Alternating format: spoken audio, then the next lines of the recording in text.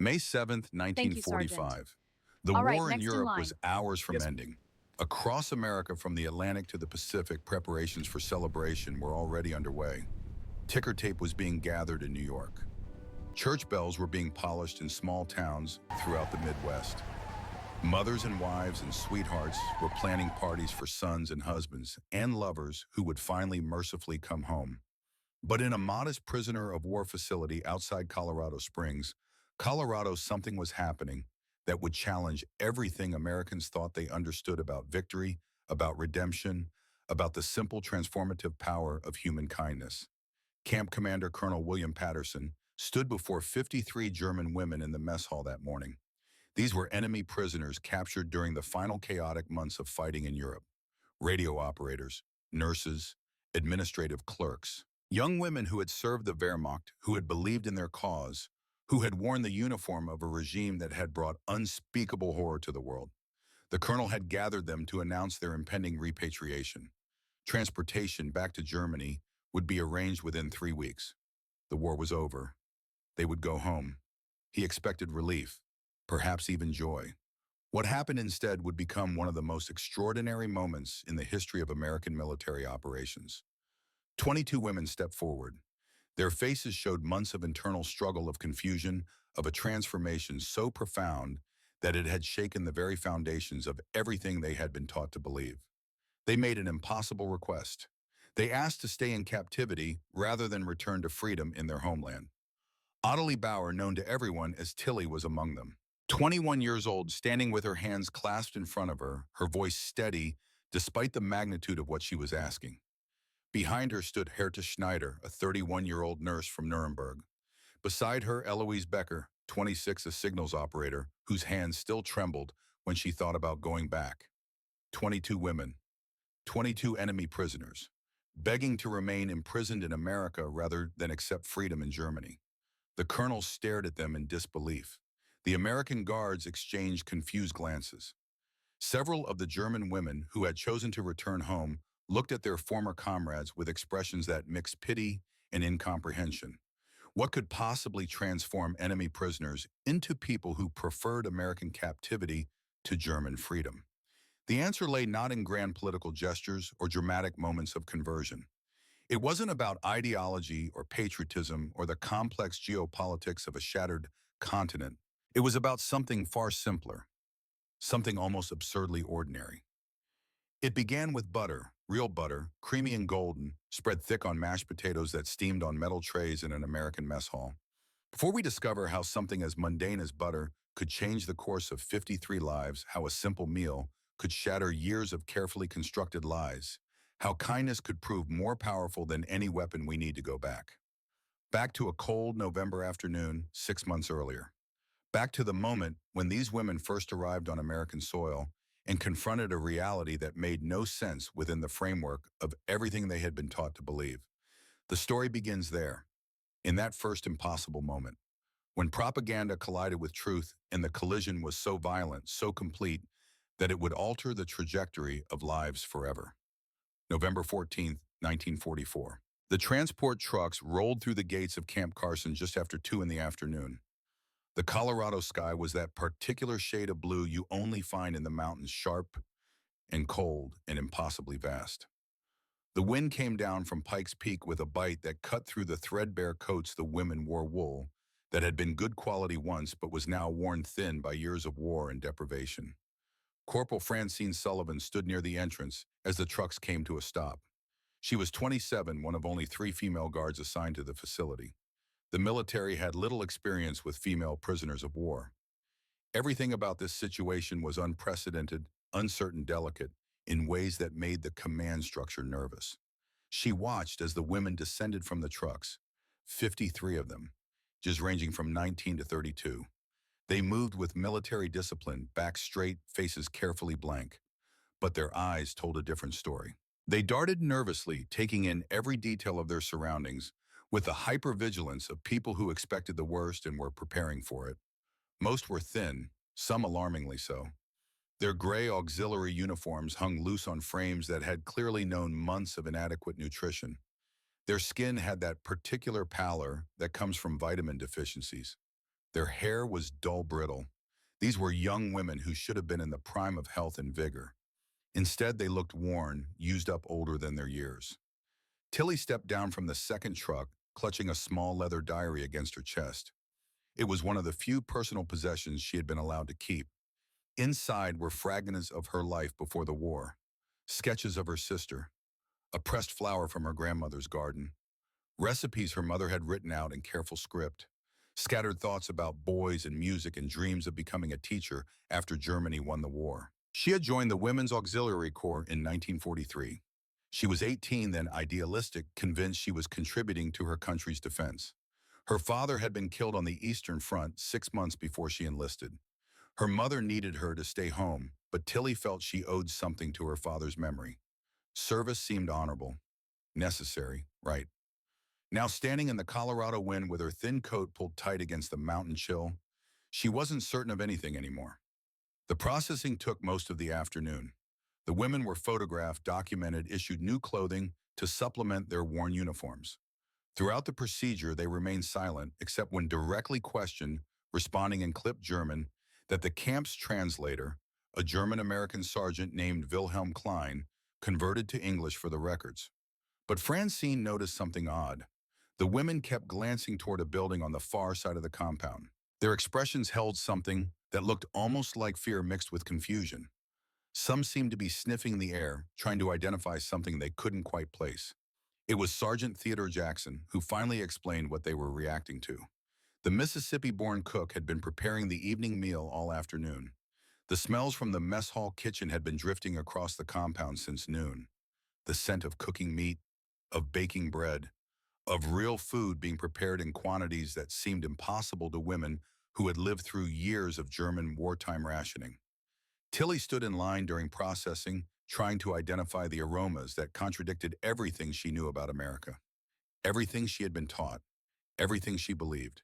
She had been told that Americans were suffering from food shortages, that their soldiers went hungry while German forces had plenty, that the United States was a nation on the brink of collapse, its people starving, its infrastructure, failing its will to fight crumbling under the weight of resource scarcity and social decay.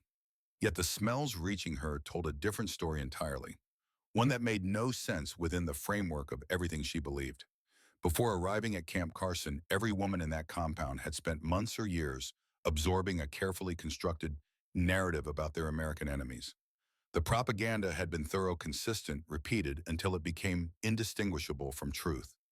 In training facilities across Germany, female auxiliaries had been shown films depicting American poverty and deprivation.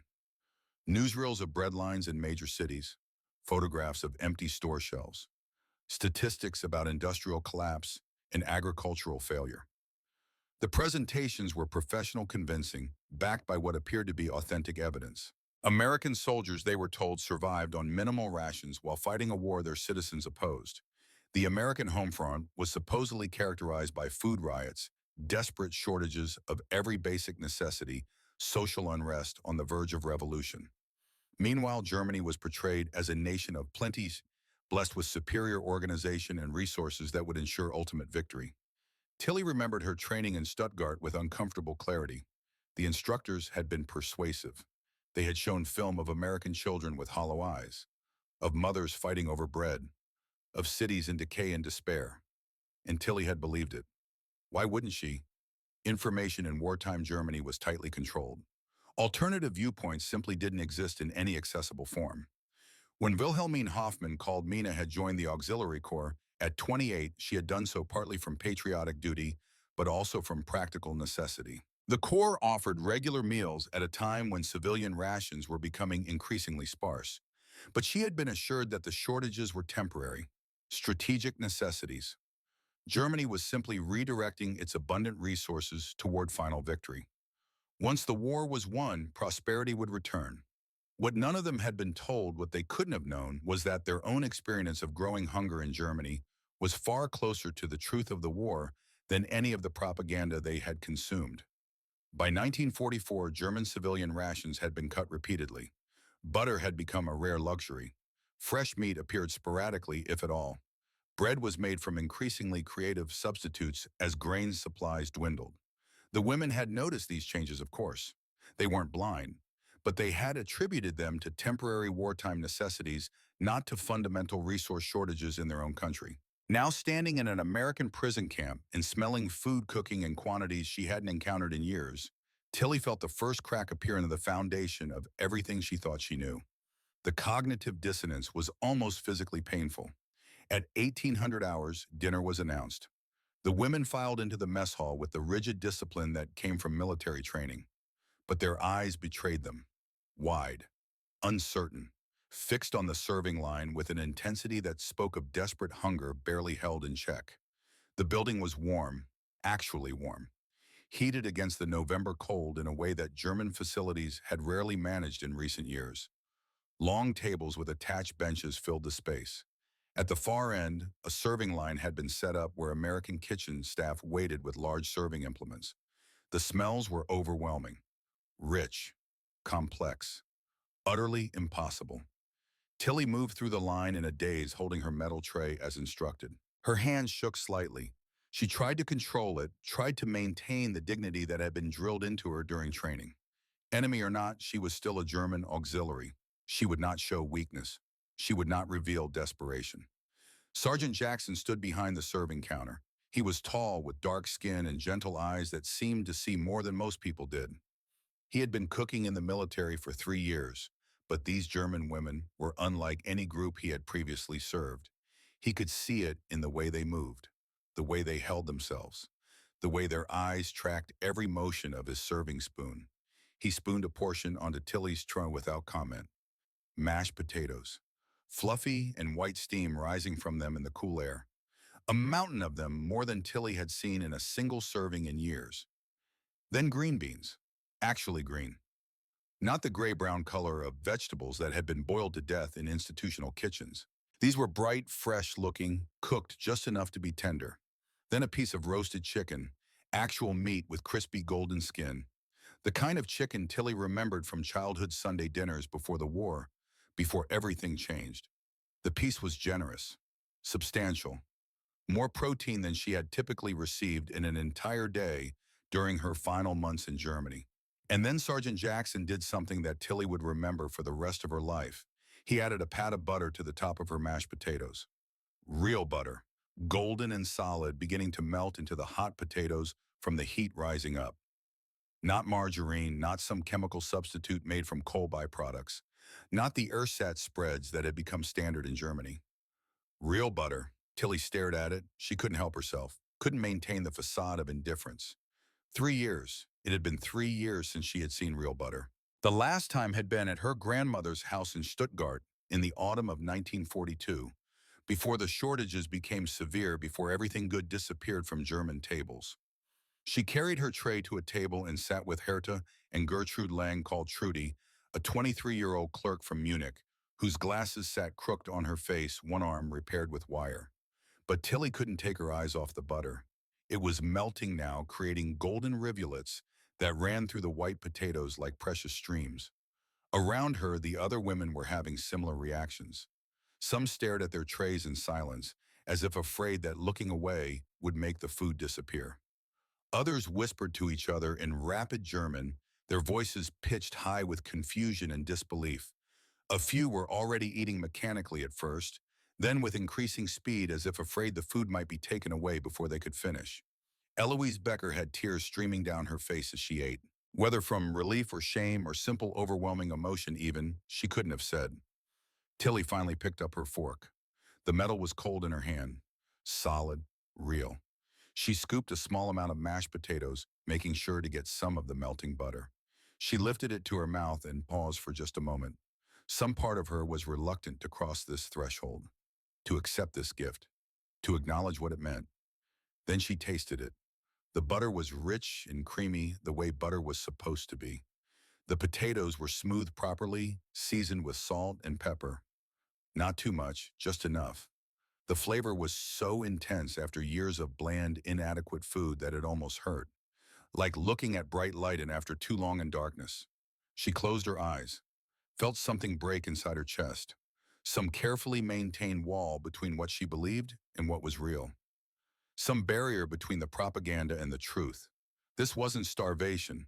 This wasn't deprivation. This wasn't a nation on the brink of collapse. This was abundance. Casual, everyday American abundance.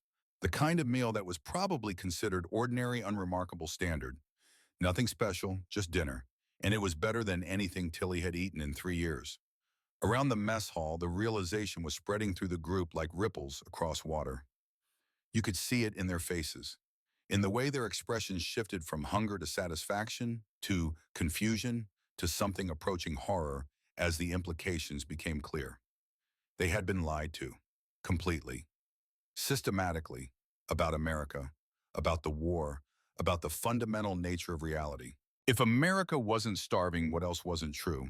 If American prisoners ate better than German citizens, what did that say about the regime they had served if the enemy could be this generous, this kind, this decent to people who had fought against them, who was really the enemy?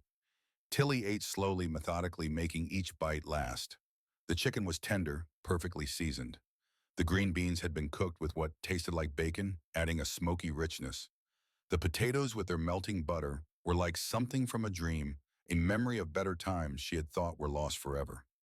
When she finished, she sat for a long moment with her empty tray in front of her. Then she did something she hadn't done since her capture.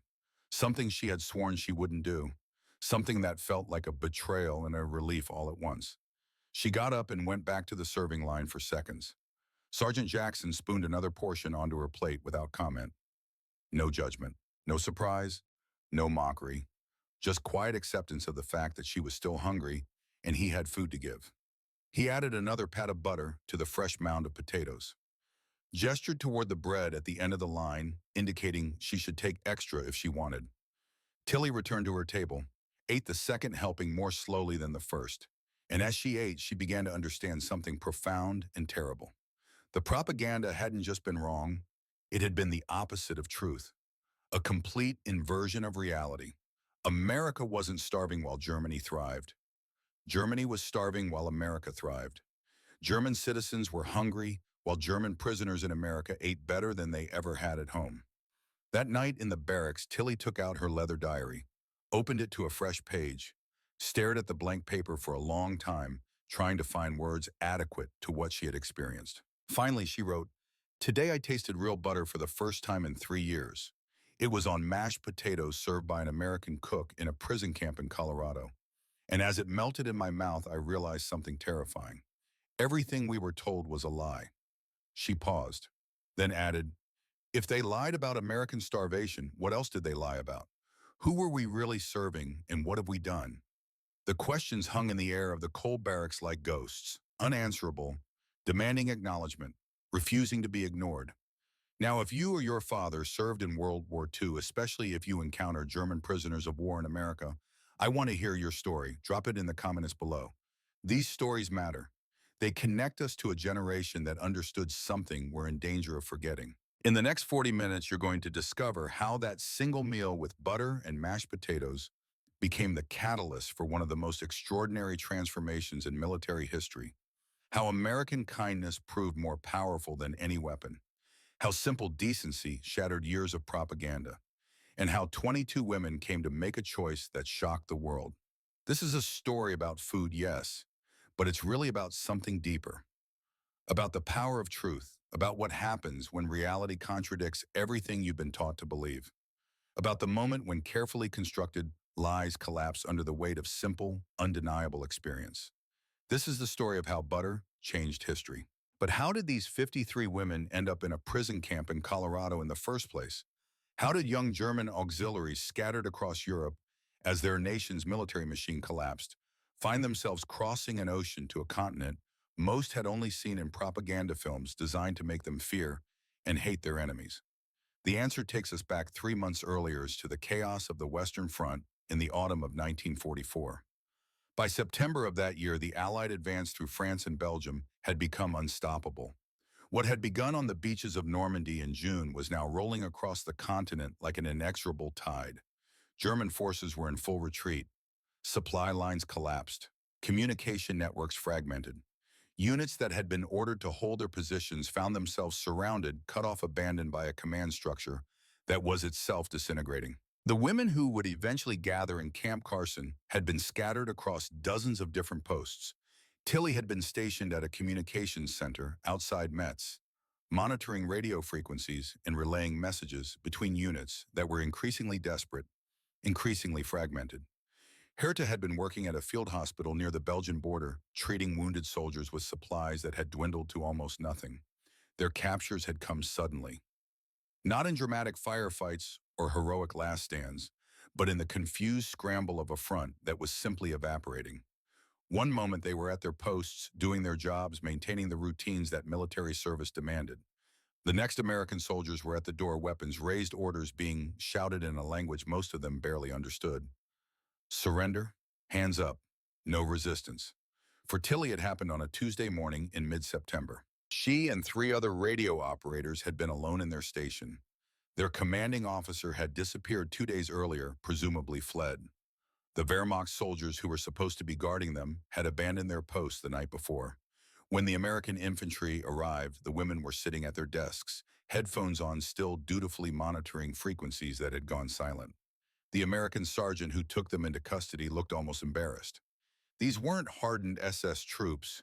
These were young women in gray auxiliary uniforms, exhausted and scared, and obviously no threat to anyone. He was polite, professional. He ensured they were treated with the dignity the Geneva Convention required. That politeness, that professionalism was the first crack in Tilly's understanding of who Americans were. The initial processing happened in France. The women were gathered at collection points, documented, interviewed through translators. They were kept separate from male prisoners, housed in commandeered buildings that had once been schools or civic centers. The conditions were basic but adequate. They received regular meals, medical attention, blankets, treatment that was, if not comfortable, at least humane.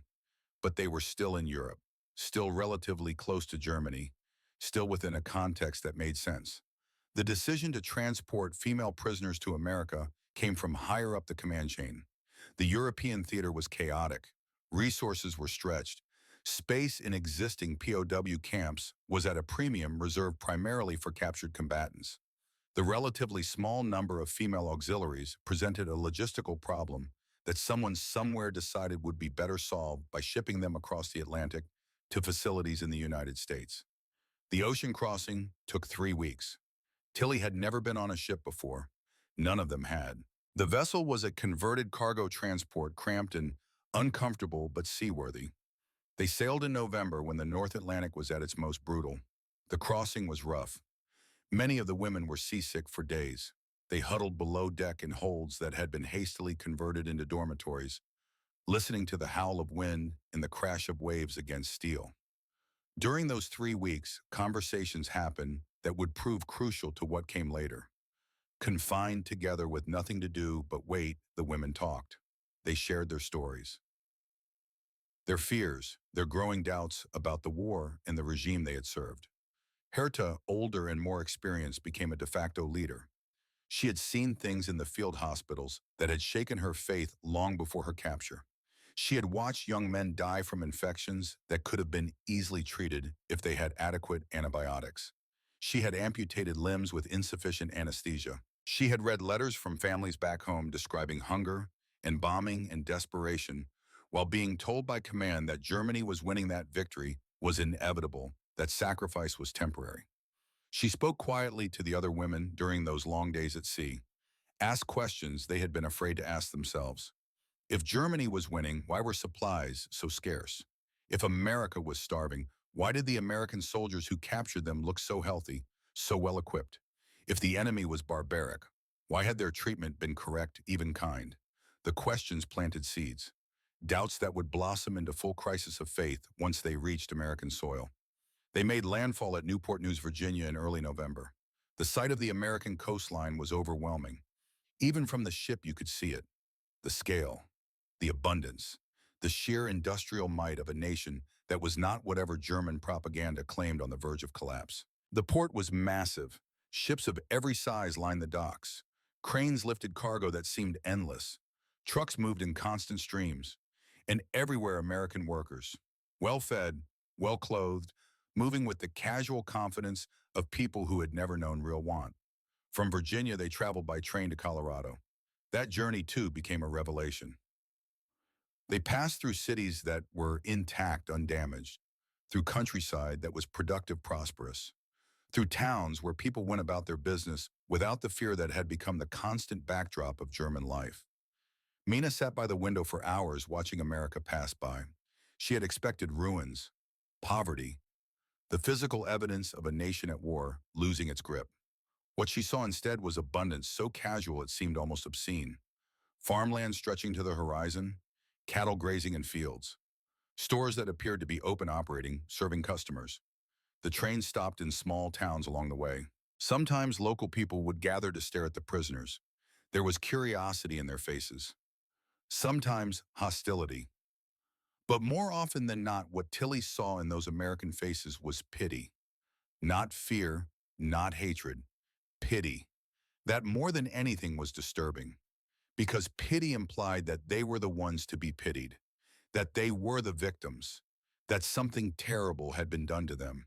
The women arrived at Camp Carson on that cold November afternoon we've already witnessed. But now you understand what they carried with them. 3 weeks at sea to process their doubts. Days on a train watching American prosperity roll past their windows. And underneath it all, years of propaganda that had told them the opposite of what their eyes were now showing them. When they filed into that mess hall for the first time, when they saw those trays loaded with real food, when Tilly tasted that butter melting into mashed potatoes, it wasn't just the flavor that overwhelmed her. It was the final, undeniable confirmation that everything had been a lie. The days following that first meal established a pattern that only deepened their confusion and shame. Breakfast brought eggs, real eggs with yellow yolks, not the powdered substitutes that had become standard in Germany. The eggs came with bacon or sausage, both cooked until crisp. Toast made from actual wheat bread, not the increasingly creative grain substitutes German bakers had resorted to. And butter for spreading. Always butter. Lunch offered sandwiches with generous portions of meat and cheese. Sometimes there was fresh fruit, apples, oranges, things that had become impossibly rare luxuries in wartime Germany. Dinner continued to feature proteins and vegetables in quantities that would have fed a German family for a week. Roasted meats, fried chicken, steaks, potatoes prepared a dozen different ways, always with butter or gravy or both. The abundance was relentless, overwhelming, undeniable. Corporal Sullivan had been watching the prisoners, carefully noting their reactions to the food with a mixture of sympathy and concern. She had been briefed on German propaganda claims about American shortages. She understood intellectually that these women had believed they were coming to a land of deprivation, but seeing their actual shock at normal American military rations gave her a new perspective on just how thoroughly they had been deceived. She mentioned her observations to Sergeant Jackson one afternoon as he prepared the evening meal. The cook paused in his work, considering her words. He had grown up poor in rural Mississippi during the Depression. He understood hunger in a way that many of his fellow soldiers did not. He had seen the way the German women ate, the speed, the desperation in their movements, the way they cleaned their plates completely and looked almost guilty about asking for seconds. It reminded him of his own childhood, of times when his family hadn't known where the next meal would come from. These women, he realized, had been living with that uncertainty for years, even before their capture, even while serving in their own military, supposedly fighting for a victorious nation that had resources to spare. The contrast was stark, damning, impossible to rationalize away. Tilly had taken to lingering near the mess hall between meals, drawn by curiosity about the source of such abundance. Through the kitchen windows, she could observe the American staff at work. What she saw continued to undermine her understanding of the war. Sacks of potatoes were stacked along one wall, dozens of them. More potatoes than she had seen in one place since before the war. Crates of canned goods lined shelves from floor to ceiling. A large refrigeration unit miraculously functioning, despite what she had been told about American infrastructure collapse, held quantities of milk butter and fresh vegetables that seemed impossible. One afternoon, Sergeant Jackson noticed her watching. After checking with Corporal Sullivan, he invited her inside to see the kitchen properly. Through halting English and Wilhelm Klein's translation, he explained the American military supply system. Food came from farms across the country, he told her, transported by a logistics network that had actually grown more efficient during the war rather than collapsing as German propaganda claimed.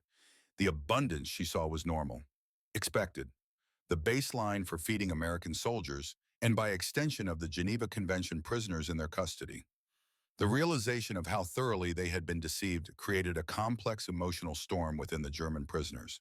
By their second week at Camp Carson, the women were no longer simply grateful for the food they received. They were struggling with shame, confusion, and a growing anger at the system that had lied to them so completely. The cognitive dissonance between what they had been taught and what they were experiencing daily created conversations that grew increasingly heated during their free time in the barracks. Herta found herself at the center of many of these discussions. As the oldest prisoner and a medical professional, the other women looked to her for guidance in processing their conflicting emotions. She understood their turmoil because she felt it herself every time she sat down to a meal. The food was better than what she had eaten as a free woman in Germany, better than what she had been served while working in field hospitals, supposedly supporting victorious German forces. Every bite reminded her that she had been part of a massive deception. Some women like Mina initially tried to rationalize the contradiction. Perhaps this particular camp was unusual, she suggested. Perhaps the Americans were feeding them well as part of some psychological operation designed to weaken their resolve. But this explanation grew harder to maintain as days became weeks and the food never diminished in quality or quantity. The abundance wasn't a trick or a temporary display. It was simply how Americans fed people, even their enemies. Tilly wrestled with a different aspect of the shame. She had been hungry for so long that the relief of regular adequate meals felt almost sinfully good. Her body responded to the nutrition with obvious gratitude. She slept better, felt stronger, noticed her hair becoming less brittle, her skin improving. The hollows in her cheeks were filling out. Color was returning to her complexion. But with each physical improvement came a wave of guilt. Was she betraying Germany by accepting American food? Was she collaborating with the enemy by allowing her body to heal and strengthen in their custody? The shame was compounded by the kindness with which the food was offered. If the Americans had been cruel, if they had mocked the prisoners' hunger, or made them beg for meals, it would have been easier to maintain the narrative of American barbarism that had sustained German resistance. But Sergeant Jackson served food with quiet dignity, never commenting on how quickly the women ate or how thoroughly they cleaned their plates. Corporal Sullivan ensured that anyone who was still hungry could request additional portions without judgment or interrogation. The guards treated them with a professional courtesy that was somehow more devastating than cruelty would have been.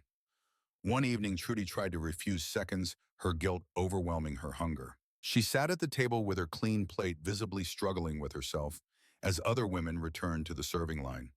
Eloise, sitting across from her, finally spoke what many were thinking. "We were lied to," she said quietly in German. "Everything they told us about America was a lie. Refusing to eat won't change that. It will only mean we suffer for no reason, just as we suffered in Germany for no reason." The words hung in the air, uncomfortable but undeniable, a truth that was becoming harder to ignore with each passing day. By late November, as the Colorado winter began to assert itself with serious intent, the physical transformation of the prisoners had become impossible to ignore. The women who had arrived looking gaunt and unhealthy were gaining weight. Their faces were filling out. Their complexions were improving. Their energy levels were rising noticeably. The camp physician, Captain Robert Morrison, documented the changes in his monthly reports with a mixture of professional satisfaction and troubled awareness of what these improvements revealed about the prisoners' previous conditions. He conducted routine health examinations, and his findings painted a clear picture. On average, the women had gained between 10 and 15 pounds since their arrival. But more significantly, blood tests showed improvements in markers that indicated they had been suffering from vitamin deficiencies and protein malnutrition before their capture. Their bodies were responding to adequate nutrition with dramatic healing that suggested they had been operating in a state of deprivation for extended periods, possibly years. The women themselves noticed the changes with complicated feelings. Tilly found that her uniform, which had hung loosely on her frame when she arrived, now fit properly. Her hair had regained some of its natural thickness and shine. She could see in her reflection that her face had lost the hollow, angular quality that had characterized her appearance during her final months in Germany.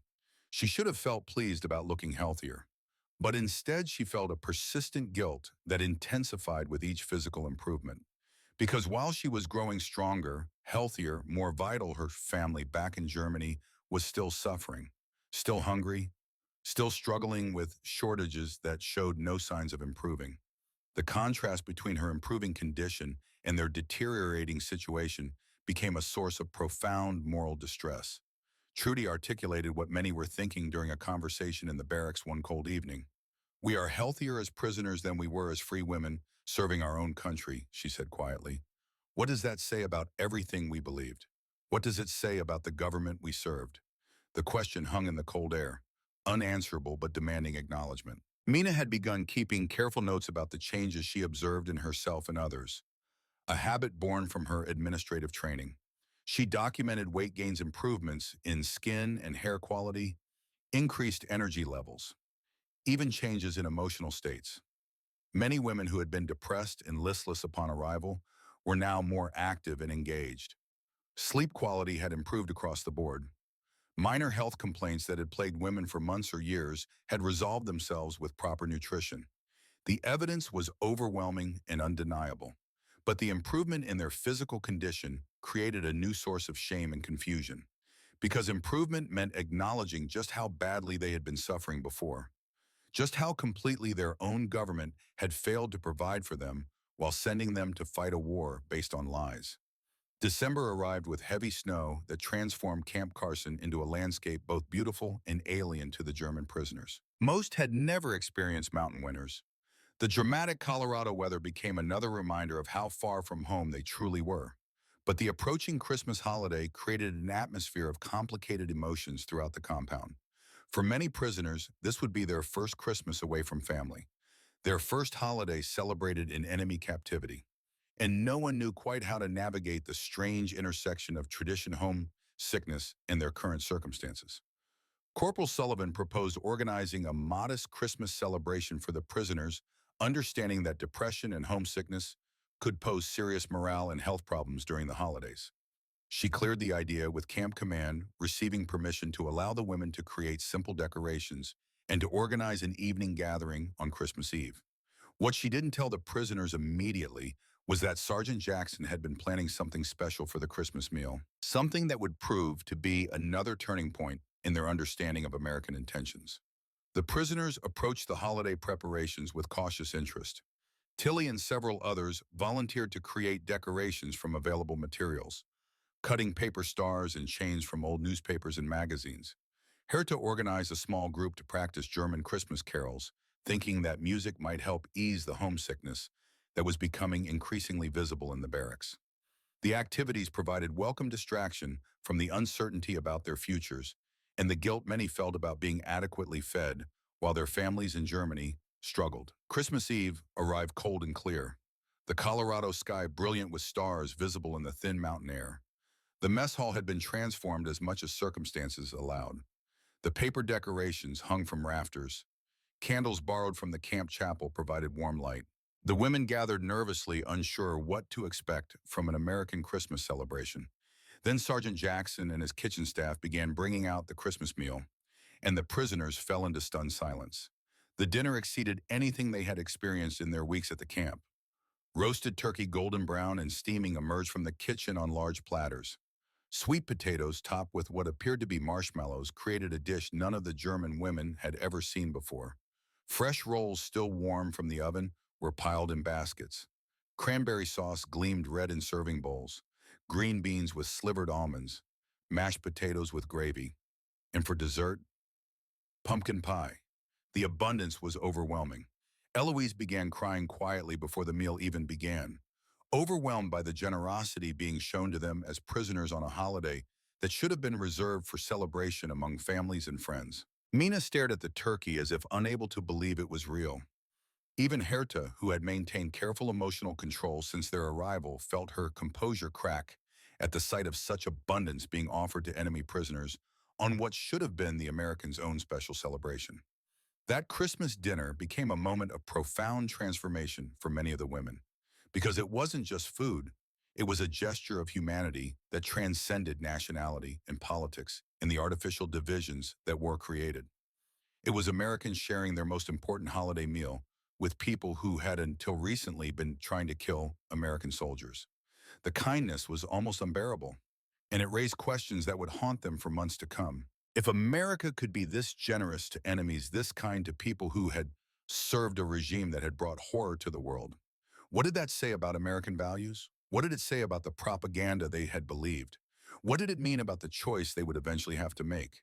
If you remember celebrating Christmas during wartime, or if your families shared their table with those who had less, even in difficult times, share that memory in the comments. These traditions of generosity define who we are as Americans. They connect us across generations. The kindness shown that Christmas Eve would prove to be a turning point. But the real test was still ahead. The Christmas celebration marked a subtle but significant shift in the relationship between prisoners and their American captors. In the days following the holiday, conversations became more frequent and more personal. The barrier of mutual suspicion that had characterized the first weeks of captivity had been weakened by the generosity shown during what should have been the Americans' own special celebration. Women who had previously kept their distance from the guards began initiating conversations, asking questions, attempting to understand the people who had shown them such unexpected kindness. The improvement in communication was helped by the fact that several of the prisoners were rapidly acquiring English. Tilly, who had studied a bit of English in school before the war, found the language coming back to her with surprising ease. She practiced with Wilhelm Klein during his off hours. He was patient, encouraging, willing to explain idioms and pronunciation.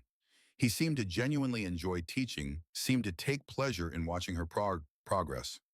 Corporal Sullivan found herself becoming an informal confidant to several of the prisoners, particularly those whose English was improving. She was young enough to relate to them as peers, old enough to have the authority her rank required, and she was genuinely curious about their experiences, their thoughts, their transformation.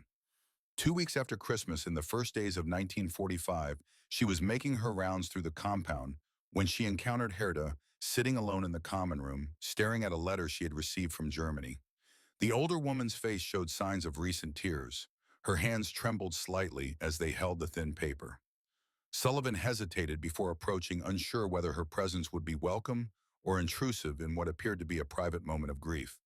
Herta looked up.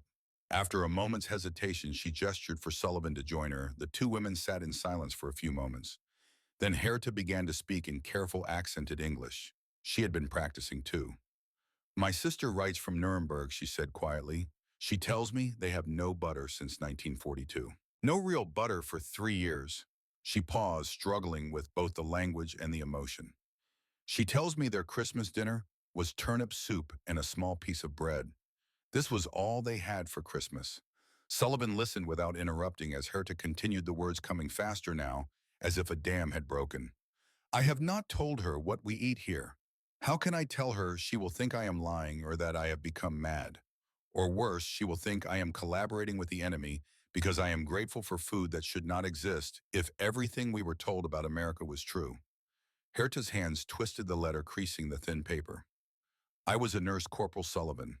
I saw wounded soldiers with no morphine for their pain because we had none. I saw men die from infections because we had no antibiotics. And I believed this was necessary sacrifice for victory." The confession seemed to exhaust something in Herta. She looked at Sullivan with an expression that combined shame, anger, and desperate confusion.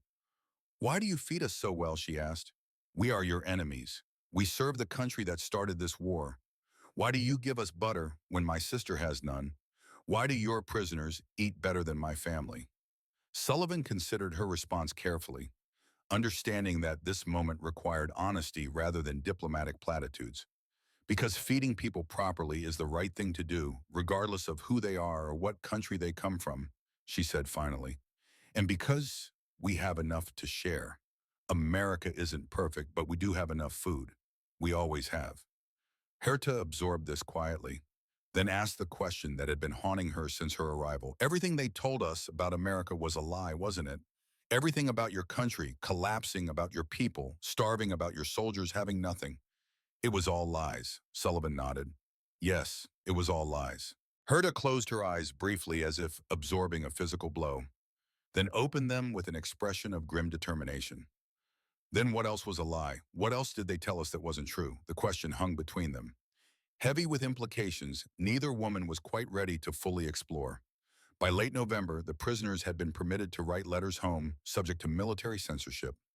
The announcement brought a mixture of relief and anxiety to the barracks. Most of the women had not been in contact with their families since their capture, some for even longer. The prospect of finally communicating with loved ones in Germany should have been joyful.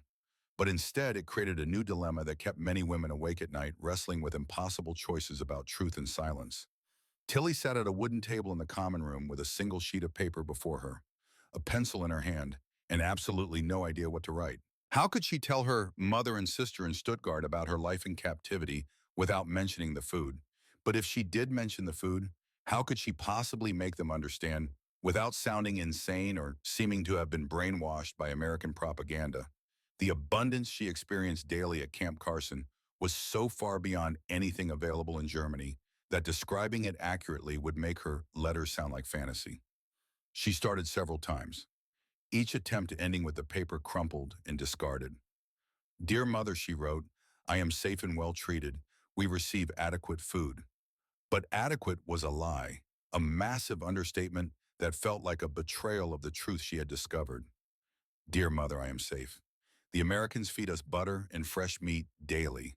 But that sounded like mockery when she knew her family was surviving on rations that had been cut repeatedly, when her mother was giving her own food to her grandchildren, when hunger was a daily grinding reality that defined their existence. There was no way to describe her reality without either lying or causing pain to people she loved, who were suffering while she, a prisoner, ate better than she had in years. Around the room, other women grappled with the same impossible task. Some chose to write brief, emotionless notes that revealed almost nothing about their daily lives. "I am alive. I am unharmed. I hope to see you again soon." Others wrote longer letters that carefully avoided any mention of food or living conditions, focusing instead on questions about family members and requests for news from home. A few, like Mina, wrote detailed letters describing everything they were experiencing, knowing the military censors would likely remove most of the content before the letters were sent. Tilly finally settled on a compromise.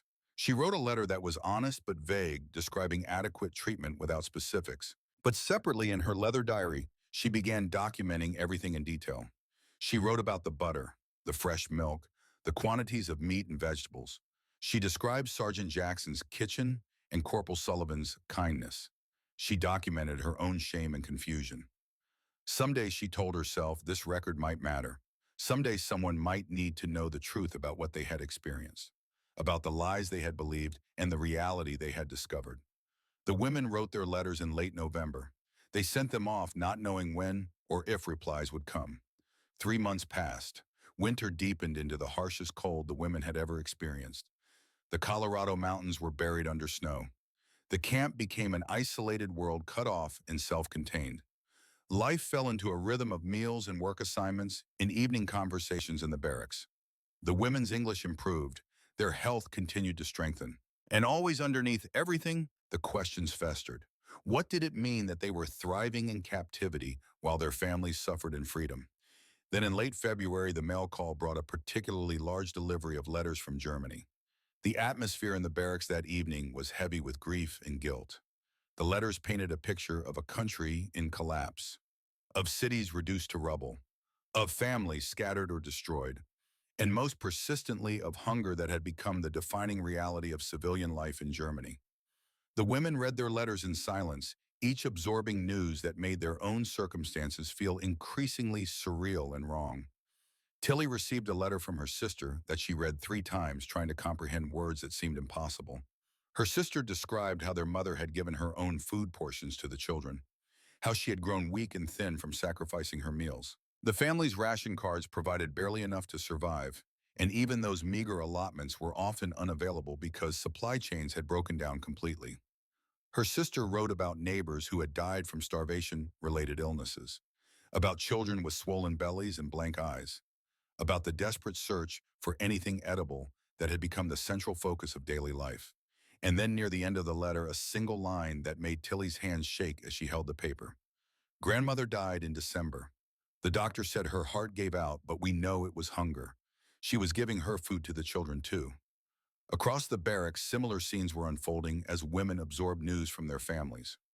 Mina learned that her brother had been killed in the final months of fighting and that her elderly parents were living in a bombed-out building with no heat and almost no food. Trudy learned that her family in Munich had been reduced to eating soup made from grass and whatever they could scavenge from the ruins. Eloise discovered that her younger sister had died from pneumonia complicated by malnutrition, her body too weak to fight off illness. The contrast between their family's suffering and their own relative comfort became unbearable. That evening, several women refused dinner entirely unable to face eating when they knew their loved ones were starving. Others ate mechanically each bite, accompanied by waves of guilt that made the food taste like ash. Herta watched her fellow prisoners struggle with this impossible moral equation and understood that they were facing at a crisis that went beyond simple hunger or survival. This was about identity, about loyalty, about what it meant to accept help from people you had been taught to hate while people you loved suffered. Corporal Sullivan noticed the change immediately. The mess hall, usually filled with quiet conversation during meals, had become silent, except for the sounds of reluctant eating. Women who had been gaining weight and health now pushed food around their plates, their expressions haunted. Some were crying openly. The letters had stripped away any remaining psychological distance between their experience as prisoners and the reality their families faced in Germany. That night, Tilly wrote in her diary with shaking hands, "I ate roasted chicken and mashed potatoes with butter while my mother starves herself to feed her grandchildren. Grandmother is dead from hunger, while I grow fat and healthy in captivity. I sleep in a warm bed while my family huddles in ruins without heat. I am a prisoner who lives better than free Germans. How can this be right? How can this be justice?" She paused, then added words that captured what many prisoners were feeling. "We were told America was our enemy, but America feeds us while Germany starves its own people. Who then is the real enemy?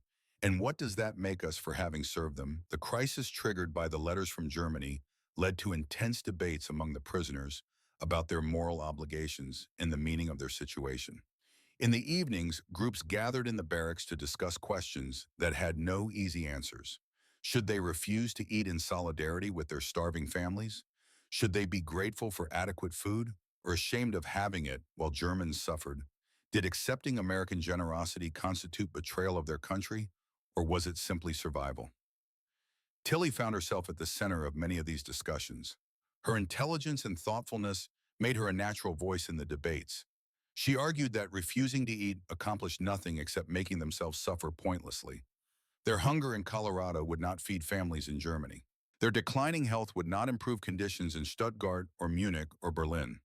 Martyrdom through self-starvation was emotional theater that served no practical purpose and helped no one. But Eloise disagreed vehemently. "How can we sit here eating butter and meat while our families starve?" she demanded during one heated evening discussion. "Every bite feels like betrayal. Every meal reminds me that I am alive and comfortable while my sister is dead from hunger. If we accept this food without protest, without some gesture of solidarity, are we not saying that American comfort matters more than German suffering?" Herta listened to both sides before offering her own perspective as a nurse who had seen the consequences of malnutrition up close. "I understand wanting to refuse food as a gesture of solidarity," she said carefully, "but I have watched people die from starvation and its complications. It is a terrible death, slow and painful. Choosing that death when you have access to food does not honor those who had no choice.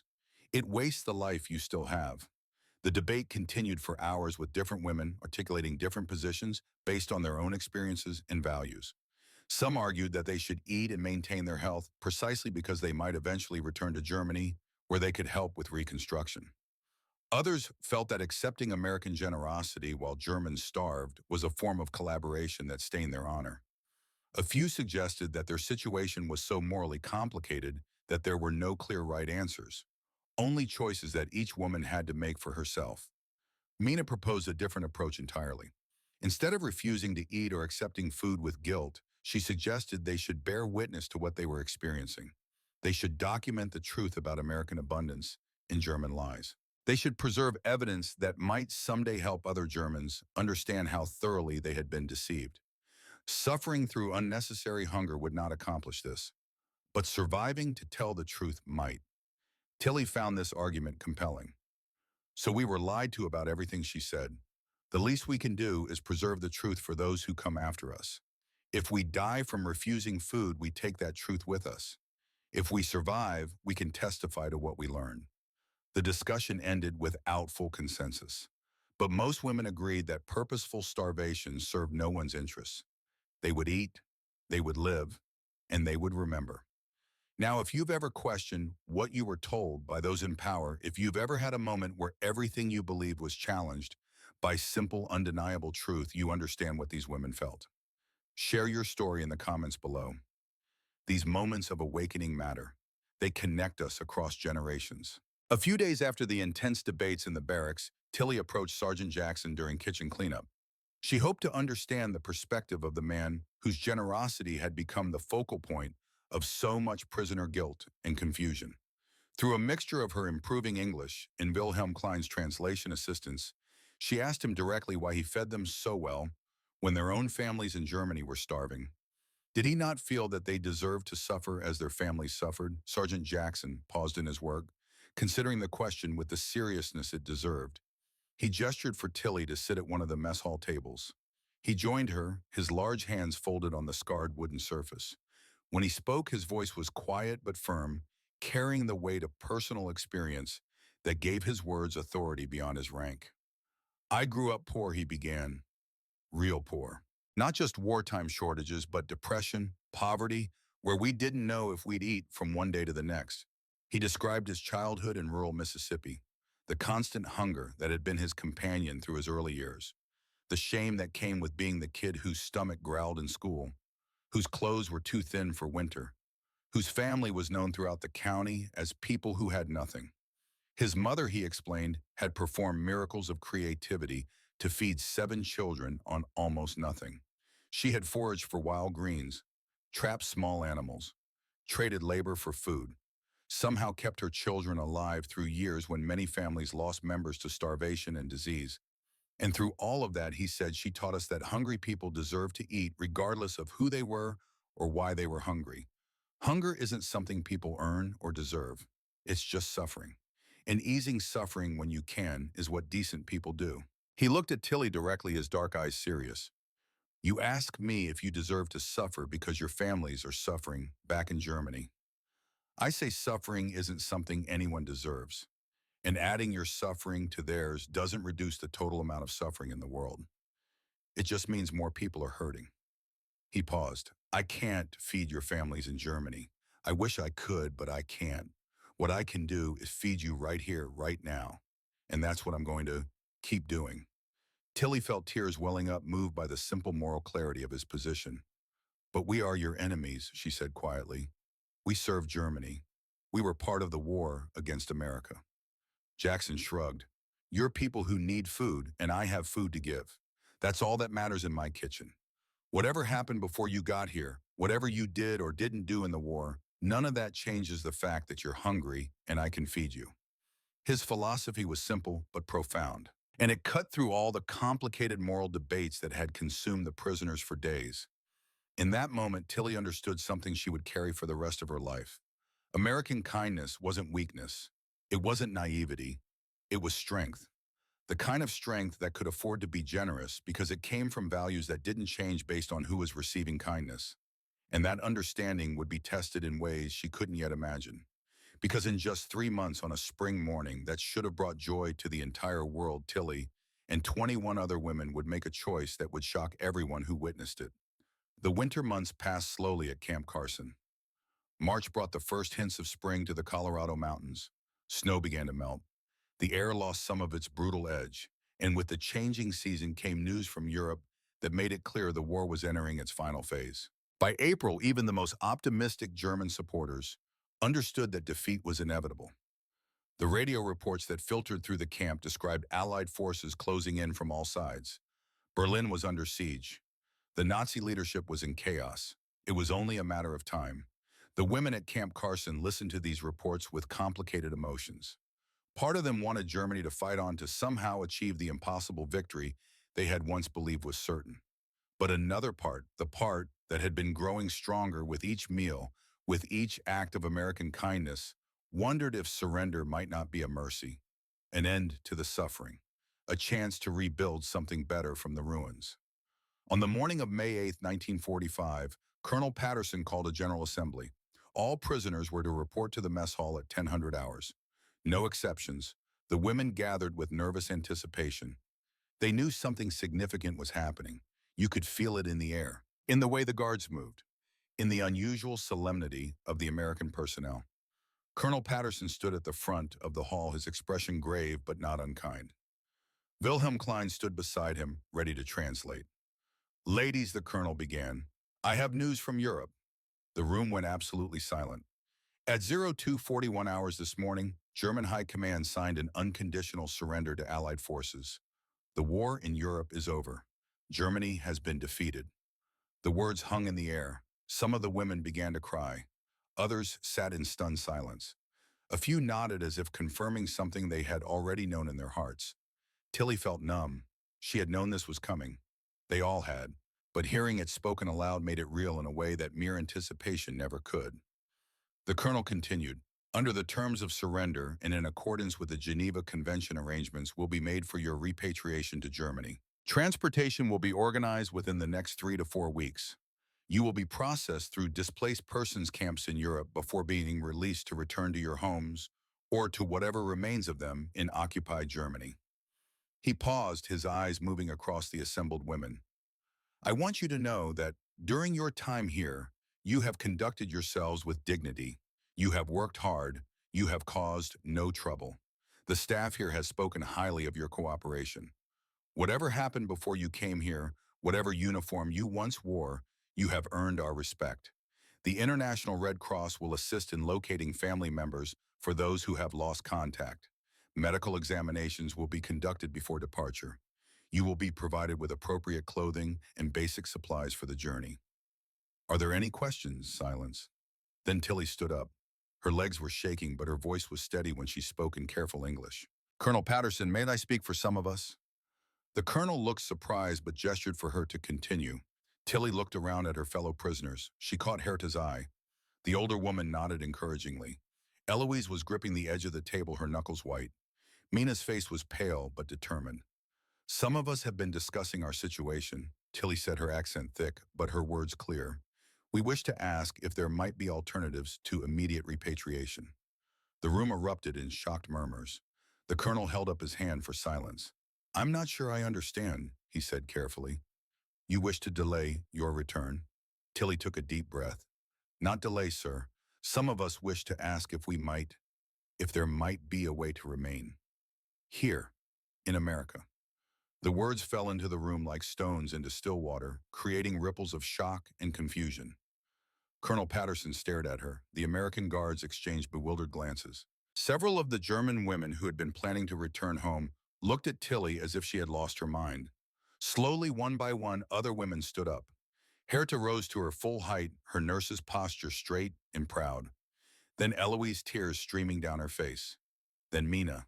Then Trudy. More women standing until 22 prisoners were on their feet facing their American captor with an impossible request. The colonel found his voice. Miss Bauer, I need to understand what you're asking. You want to stay in America. As prisoners, Herta stepped forward, adding her voice to Tilly's. Colonel, we understand this is unusual. We know the laws require repatriation, but we have reasons for this request. Many of us have no families to return to. Some have lost everyone in the bombing. Others have not heard from their families in years and don't know if anyone is alive. She paused, gathering her thoughts. But it's more than that, sir. We have learned things here that have changed how we understand the world. We were lied to about America, about the war, about everything.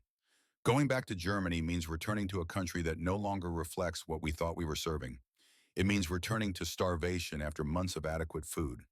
It means facing suspicion and shame for having been captured and supposedly corrupted by enemy influence. Tilly spoke again, her voice stronger now. Here we have found something we never expected. Dignity even as enemies. Kindness where we anticipated cruelty. The chance to work and contribute and become better people than we were trained to be. Colonel Patterson sat down heavily. He looked at Wilhelm Klein, who nodded, confirming that the translation was accurate. Ladies, the colonel said slowly, I need to consult with higher command about this. What you're asking is unprecedented. I don't know if it's even legally possible. He looked at the 22 women standing before him. But I will forward your request. I will explain your circumstances. And I will recommend that your petition be given serious consideration. He stood up again. Those of you who wish to return to Germany as originally planned, your repatriation will proceed as scheduled. For those of you making this request, you will remain here while we await a decision from the War Department. The meeting ended in a chaos of emotion. The women who had chosen to stay gathered together, supporting each other, trying to process what they had just done. The women who had chosen to return looked at them with mixtures of pity, confusion, and sometimes anger. That night in the barracks, the atmosphere was tense.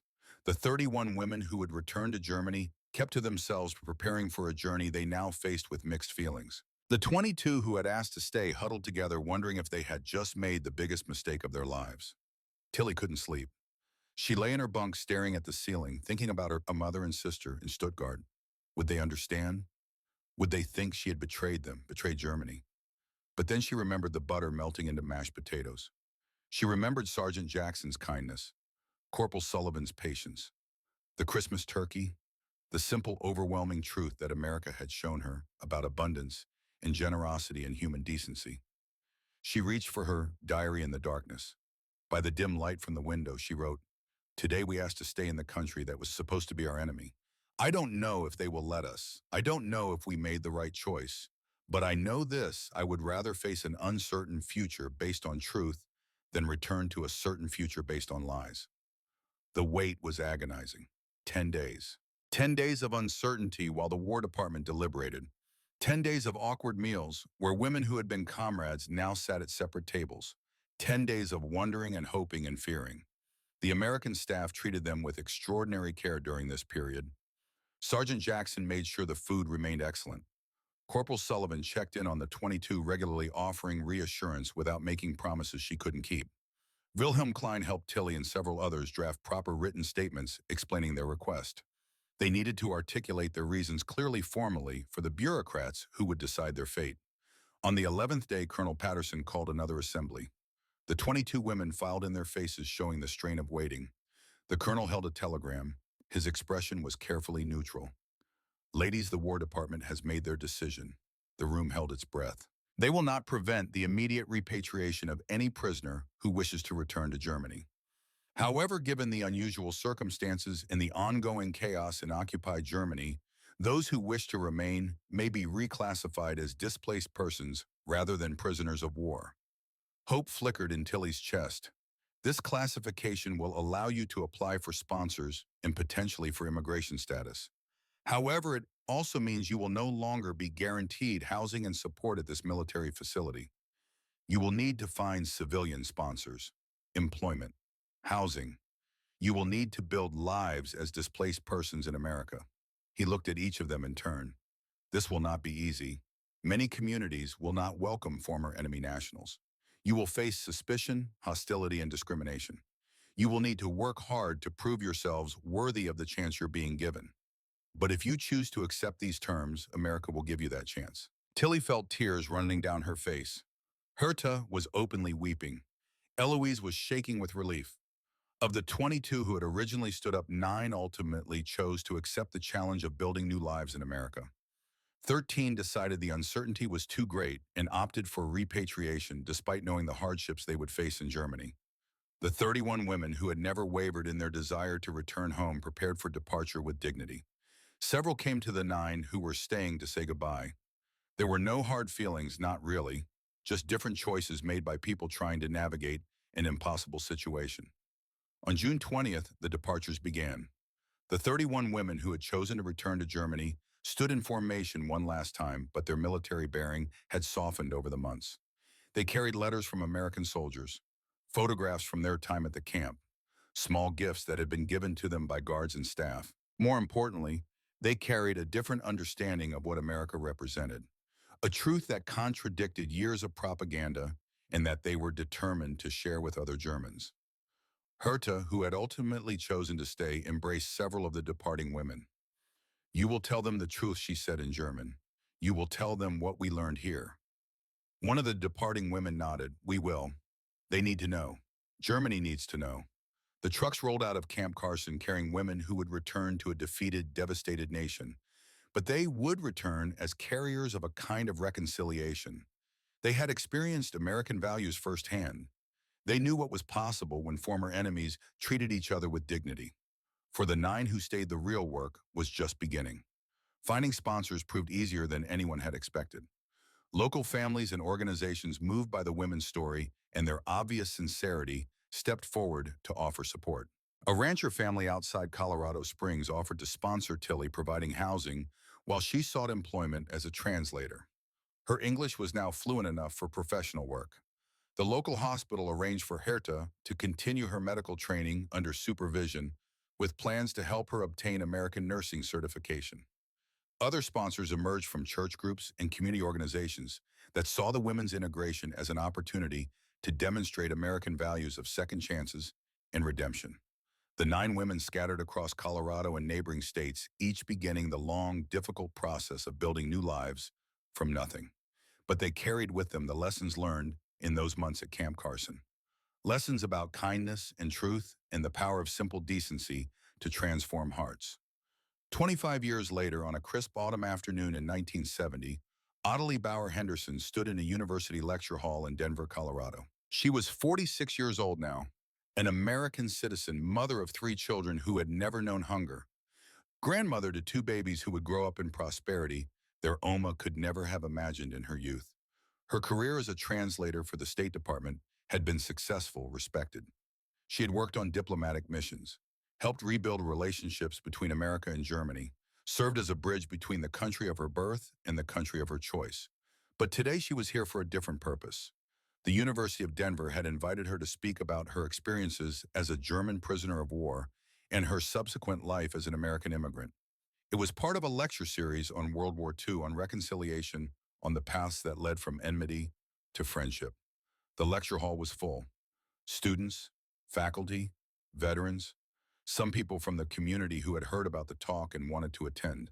Tilly, as she was still known to her friends, stood at the podium with that same small leather diary she had clutched when she first arrived at Camp Carson 26 years earlier.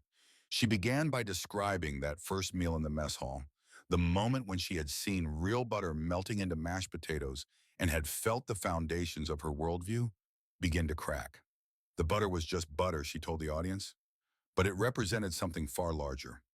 It was proof that everything we had been told about American deprivation was a lie. And if that was a lie, what else had we been lied to about? That single pat of butter started a process of questioning that eventually led me to understand that I had been serving a government built on deception. She spoke about the transformation that adequate food had brought, not just physically, but psychologically and morally. When you are hungry, truly hungry over extended time, it narrows your world, she explained. You cannot think clearly about politics or morality or justice when your body is consuming itself. The Americans didn't just feed us. They gave us back the mental clarity to recognize that we had been deceived. They created the conditions in which we could acknowledge uncomfortable truths about our own country. She talked about the letters from Germany, about learning that her grandmother had died from hunger, while she, a prisoner, had grown healthy and strong. That was the hardest part, she said quietly. Not the capture, not the imprisonment. The hardest part was eating butter while my grandmother starved. Learning that I was healthier as a prisoner in America than my family was as free Germans.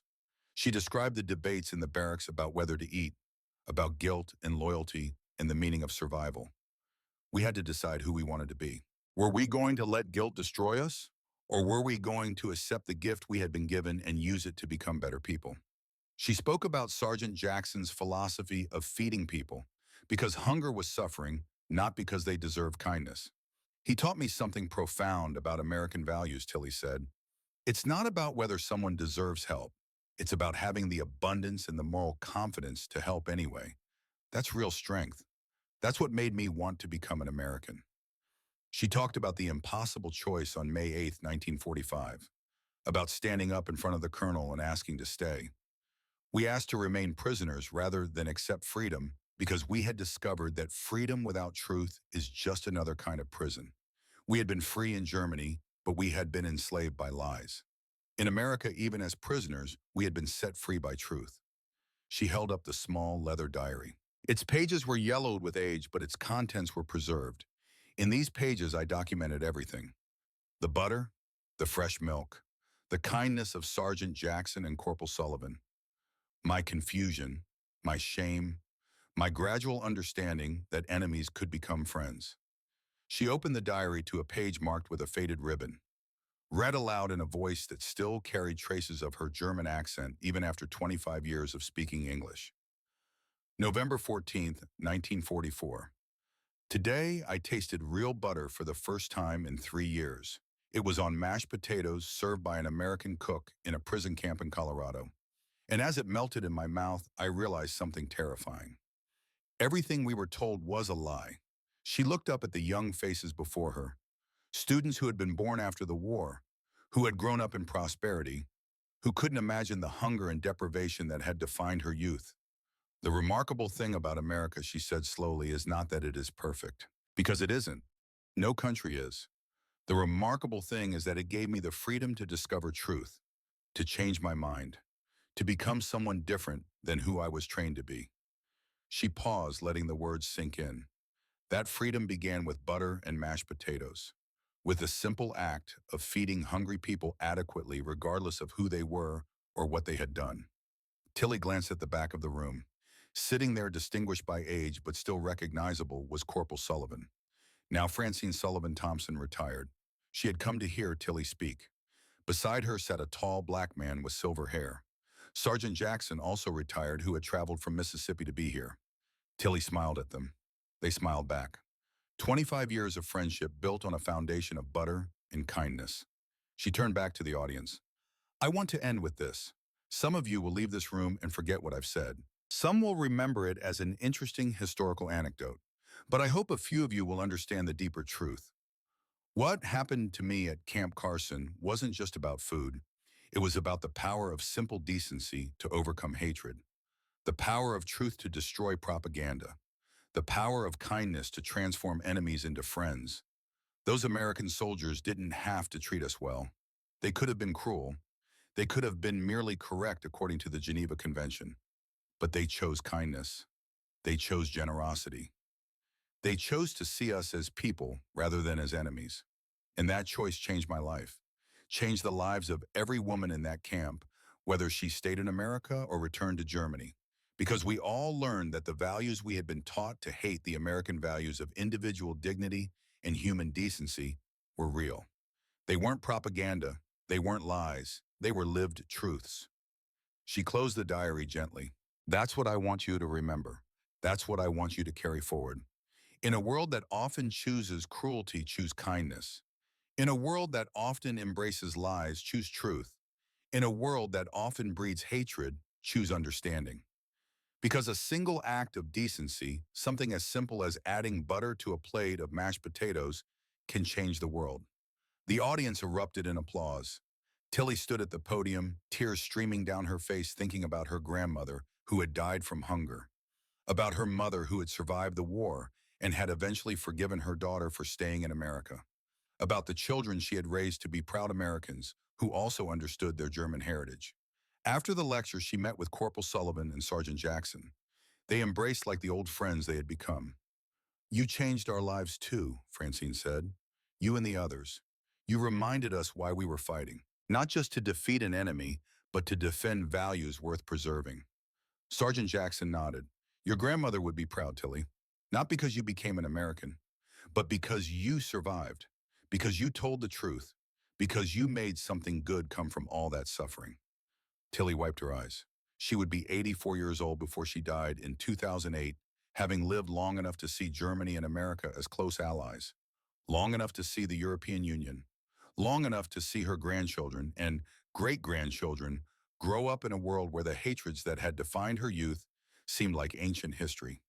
But she never forgot the butter, never forgot that first meal that had opened her eyes to truth, never forgot the simple kindness that had transformed an enemy into a friend.